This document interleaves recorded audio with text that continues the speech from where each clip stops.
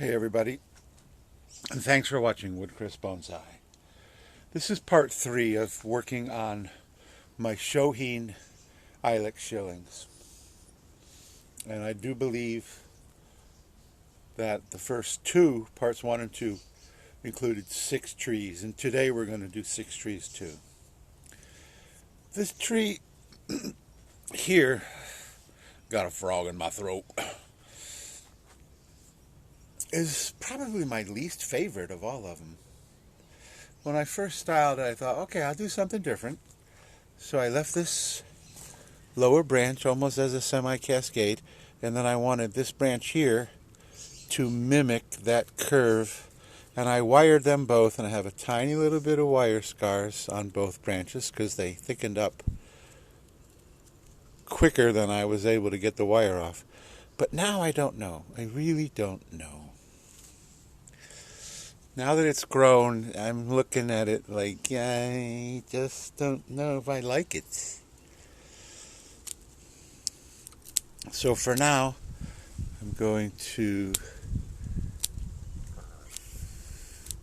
shorten that branch there, shorten the stuff on this branch here. By rights, I need to wire the main trunk like that, and then give this guy a sweep and try to get this guy in the same pattern. So I just don't know. I'm thinking that if I just took the bottom part off, I could still make an interesting tree that had that same curve and this branch sweeping, but I think it looks a lot better without that bottom branch. So do I keep that as a sacrifice branch? It's possible, but it's really low. And sacrifice branches only thicken the trunk from where they emerge from the trunk down towards the ground. It's not going to thicken it up here. If I want this to get thicker, I need to leave some of this stuff to get longer. So I don't know. And as I've said before, I practice the philosophy that if you're confused, wait. It will grow, the tree's healthy, the nabari is not that great. You see this root here is actually coming like all back around. So it's certainly not the one that makes me the happiest. But I still think it has some potential. See, there's a wire scar right there. Pretty obvious wire scar. Although over time, most times wire scars sort of just get assimilated unless they're really, really bad. And I have one tree at least that my friend gave me, and that was part of the reason that she got out of bonsai, was she just wasn't taking care of stuff. So it has some profound wire scars. So anyway, back to this. So then we have this branch here that is like coming way up into here. So do we bring that down into there? So there's so much. Do I this? Do I do that? Do I do this? What do I do? What do I do? The tree's super healthy. And like all the rest of them, it's still dormant. Hasn't really even popped. So let me know in the comment, if this was your tree, what would you do? Would you remove this guy?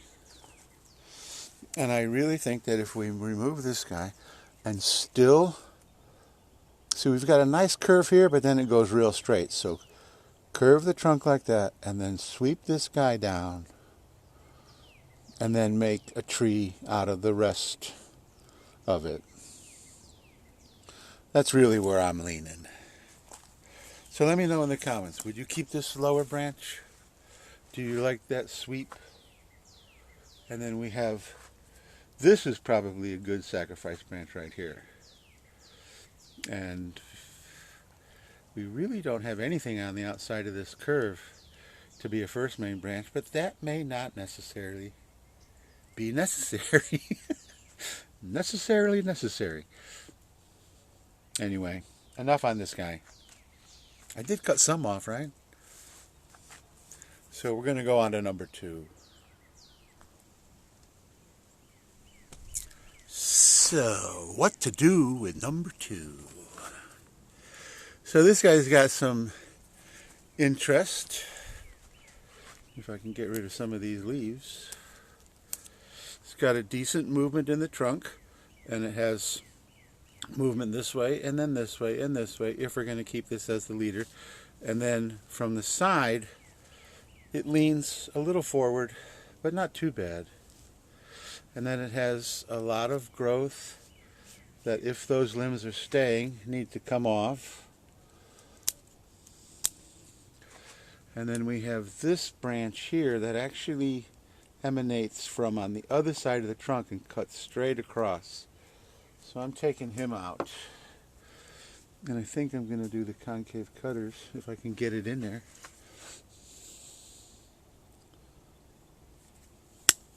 Well, I cut that other little piece off too. I was going to say, I'm going to try to save that little piece. Oops.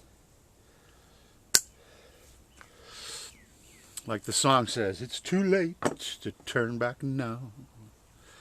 Okay, then we have a couple of parallel branches. And this guy's coming out of the inside of a curve.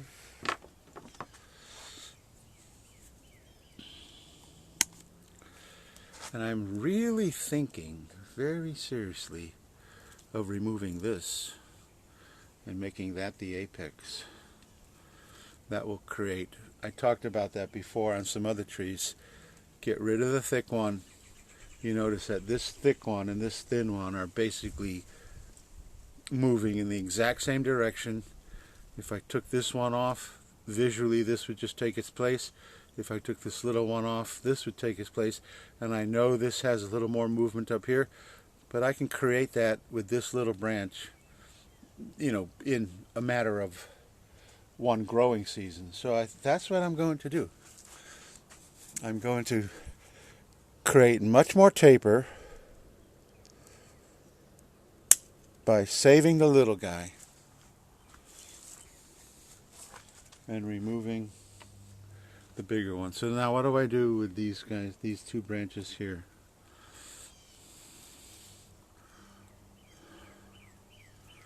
I think I want this one.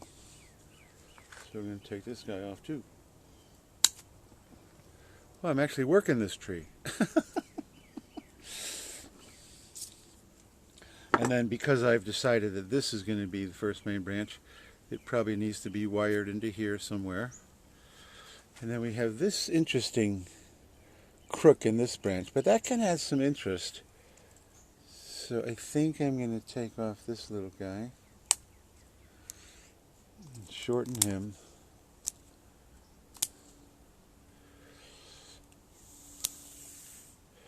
And there we go. That's almost back to the beginning. But that can happen sometimes. It has fair nabari. Some roots right here. It's missing a little bit here, but it's pretty decent. So there we go. I decided to take off that higher, thicker apex and go with the thinner apex.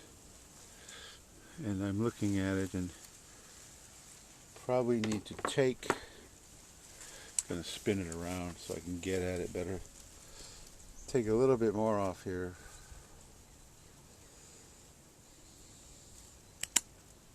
So there isn't a knob right there. So there you go. There's number 2. Once again, I keep moving everything to the right.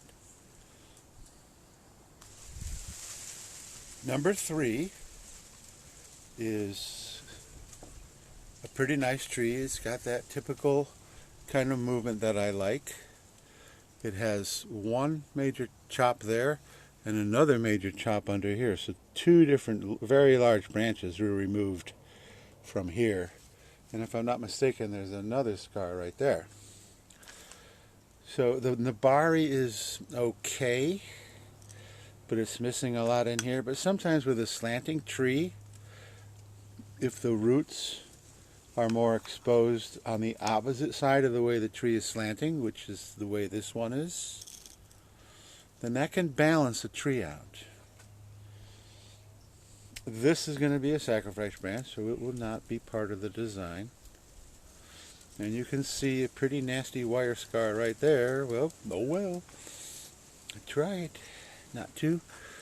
But I have this growth here. I have my first main branch, which is padded out pretty nicely, except for that growth. So I'm going to shorten that. And then there's a lot of stuff in here that actually belongs to the sacrifice branch. But I think I'm going to take some of that out. I think I'm going to take the whole thing out there.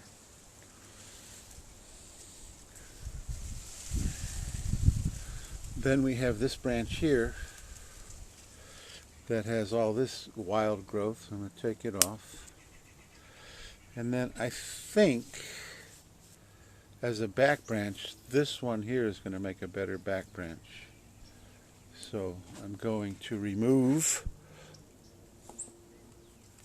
the lower one.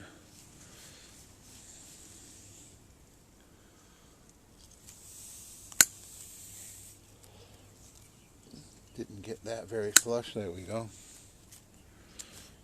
Okay, starting to take shape.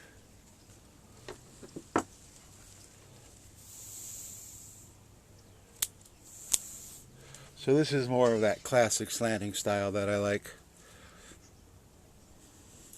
And sometimes, you don't want what's called an eye poker branch, which is a branch like this coming straight at you.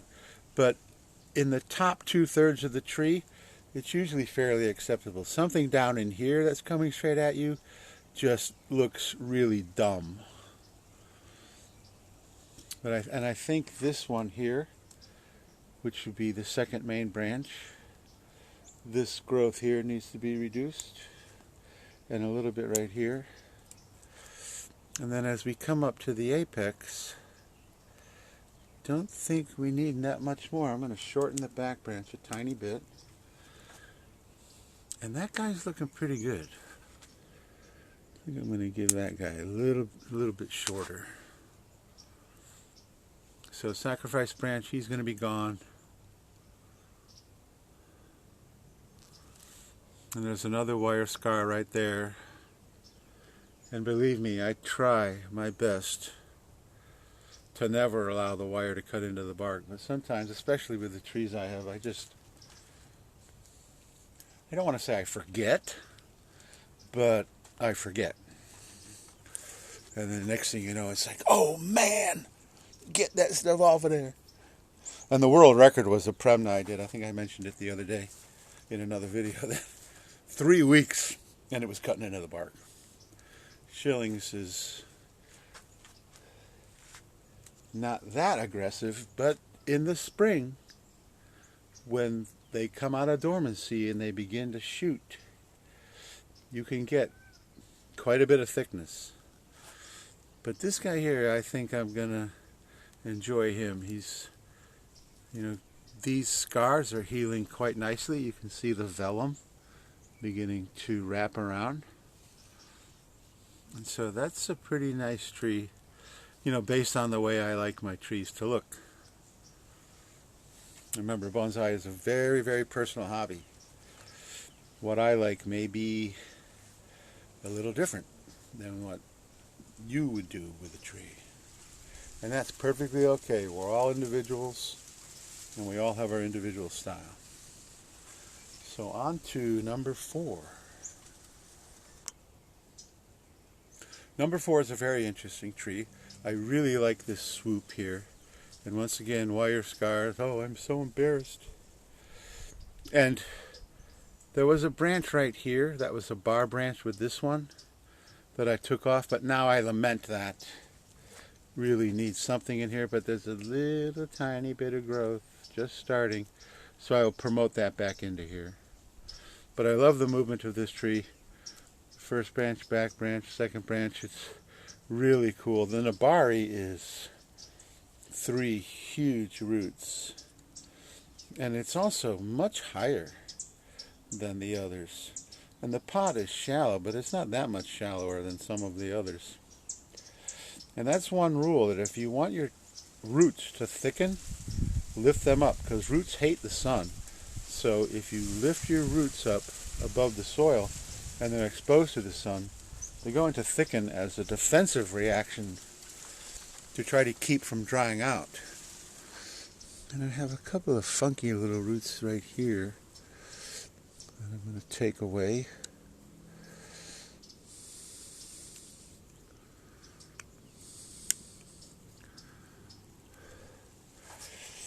But this tree has also been worked at some point, and it really hasn't grown much more than that after that work.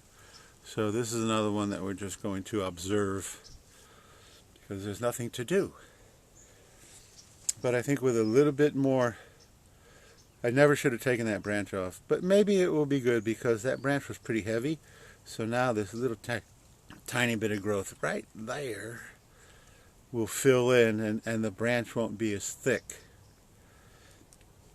So a very cool tree. A lot of people, when I first featured this guy, thought this was one of the nicest ones that I have. It's just, it's definitely distinctly different with the curvature.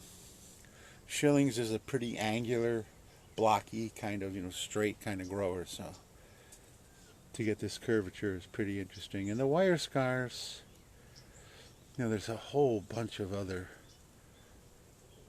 cuts from removing limbs, so it really is not all that visible.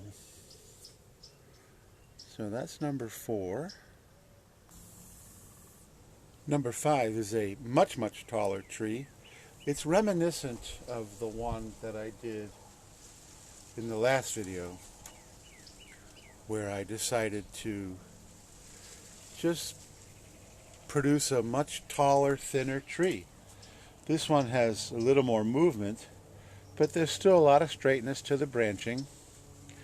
And right now this is the front, although with a little bit of imagination this could be the front too. Just remove some of this and remove some of this, and then from here there's an interesting phenomenon right here, this branch here.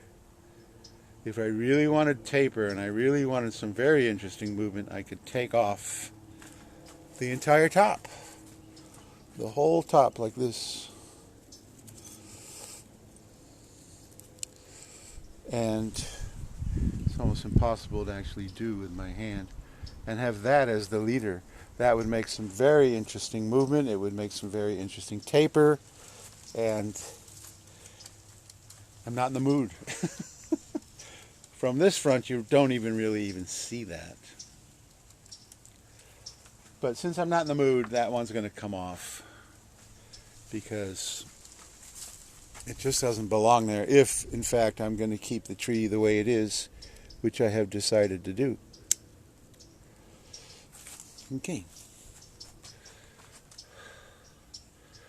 This is probably a sacrifice branch.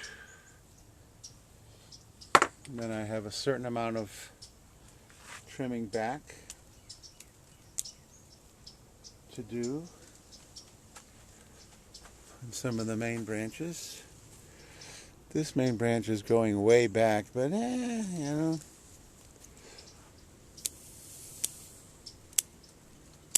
for now we'll leave it. It could possibly be wired, or it could possibly just be removed and make this guy the first main branch. Just promote him. And then I think all I really need to do, the rest of it, is just, see, like here on this branch here, that growth is shooting straight up, so I want to shorten that. And on the branch below it, same way. So this is another rather irregular tree, not classic style by any means. The nabari's in there, but it's hidden by the gravel. And with a tree like this, does it really need that heavy-duty nabari? Probably not. This is a more open, feminine tree. And this is another one where people could probably take issue with me, saying, why didn't you make it a shorter tree? And the reason is because I got a whole bunch of shorter trees already. So So I like this tree. I really do. I like the way it moves. I like it probably better than the other tall one, although I like the other tall one too. I mean, I've been doing bonsai for a while, but I'm still experimenting. It's all experimentation as far as I'm concerned. Life itself is one gigantic experiment. You go and you do something and say, let's see what happens here. I won't tell you how many times after I've done that I said, oops, maybe I shouldn't have done that. But anyway, I like this tree. So that's number 5. And number 6, which is the last one of the series, is very similar to the last one I did yesterday. It's in a plastic training pot. It's grown considerably larger than the rest because it had more room to grow. It's also in the landscape mix. And a lot of oak leaves. Of course, I got oak leaves in my yard all over the place. And it has pretty decent nabari. And this organic landscape mix tends to degrade, so the soil drops. And that, I think, is a big part of why the nabari gets exposed. We have all these little tiny feeder roots that get exposed and then they thicken. And this is another one that doesn't necessarily have to have this as the front. I mean, it's a decent tree, but it's one that's never thrilled me. And it has some major scars. There's one right there. And then there's another one right here, and another one right here, and then another major chop right there.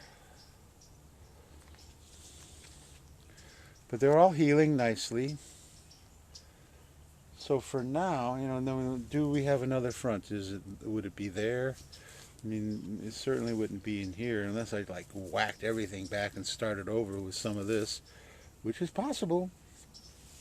And then another one here. Could be a slanting trunk, something like that. Although because I'm a Westerner and I read from left to right, I don't like trees that go from right to left. They just don't. There's something about them visually that annoys me. And I have some, but rare. It's very rare. So right now I'm going to assume that this is the front. And just go from there. That is shooting. Actually, I think there's a couple of them. Yeah, there's a couple little guys that are shooting right off the trunk.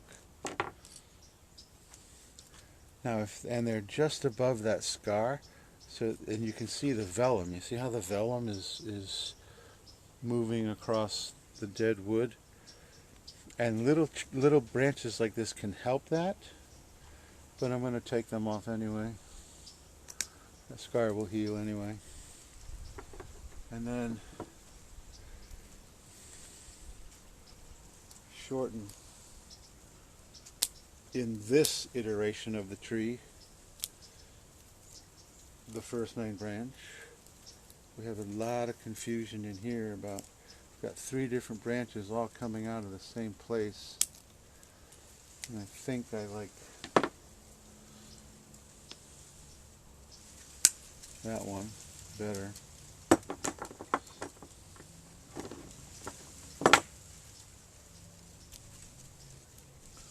And the back branch is very long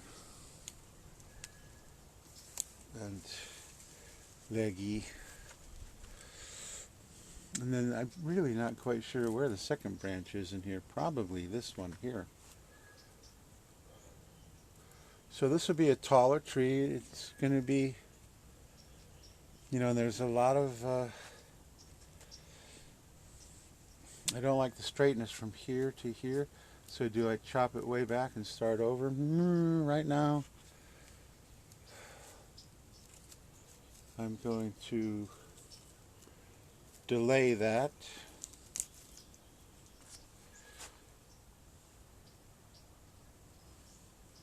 And this is probably, sometimes I grade my trees A, B, C, D. There is no F. A tree that's an F is dead. If it's alive, there's still hope. A tree that is a D is what I call an ugly duckling. And we all know the story of the ugly duckling that turned into the beautiful swan. So sometimes trees that are just pretty ugly can have potential to be very, very nice. So I try never to look at a tree and say, oh, that's never going to be anything. Why bother? Because you just never know. So this guy's probably a C. It's like, it's okay. And maybe if we just did it more like a big oak tree and let all of this growth just come way out, so the canopy was like just huge like that, that might make an interesting tree. And that's probably what I'm looking for to do. So there you go, 6 more Shohin Ilex Shillings. They are certainly one of my favorite specimens for bonsai.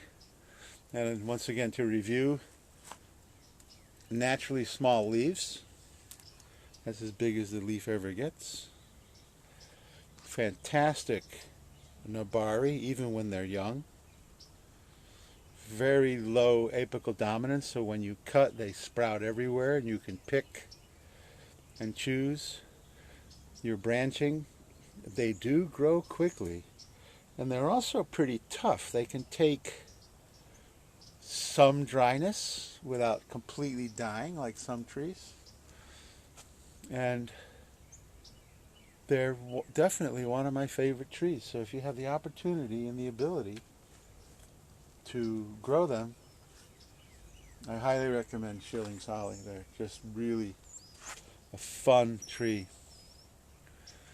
And all of these, what was it, ended up being 18, 6 a piece, and 3 parts, 1, 2, and 3. Every single one of them I grew from a cutting. You know, I can't even remember how many years it's been, but probably 3 or 4. So that's another part of being able to grow things from scratch, is there's just a certain fulfillment about that. And yes, some of them, you know, not all of them are perfect world-class trees, and that's okay. And where else am I going with this? I don't know.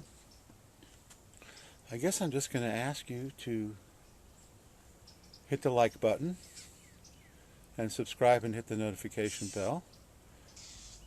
Because when these guys sprout, probably another month or 2 later, there'll be a lot more work to do on these guys to keep them in bounds. And leave a comment. All that stuff helps the algorithm send me to more and more people.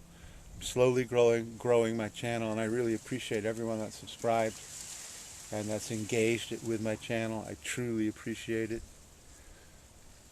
And there'll be more videos. I have so many more trees that I haven't even shown you. It's like, where do I even start? So anyway, thank you so much for watching. Please like, subscribe, hit that notification bell, leave a comment, and I will see you in the next video.